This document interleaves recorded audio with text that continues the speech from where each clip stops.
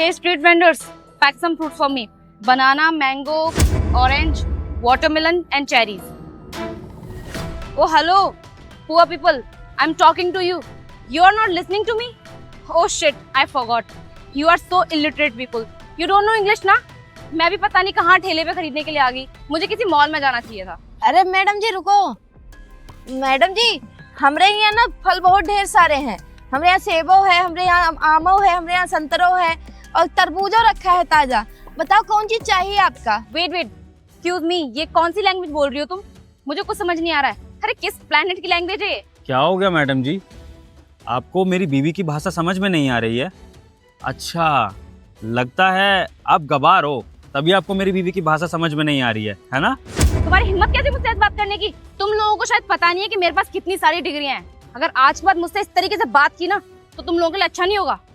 सड़क पे खड़े होके फ्रूट तुम लोग बेच रहे हो और मुझे गवार बोल रहे हो. हाय बड़े इडियट्स. क्या हो गया मैडम जी, बुरा लग गया आपको कि हमने आपको गवार बोल दिया? अभी थोड़ी देर पहले आपने भी तो अंग्रेजी में हमको गवार बोला था.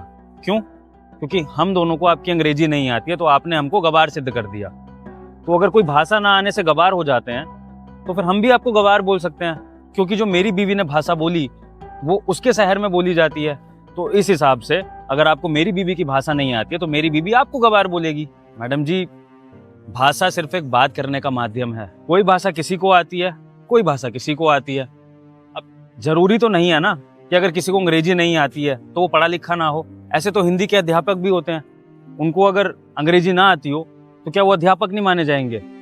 मैडम जी, ये आप जैसे पढ़े लिखे लोगों की सोच बहुत गलत है कि किसी को अंग्रेजी नहीं आती है तो वो देसी है, गवार है, आपकी नज़रों में अनपढ़ है.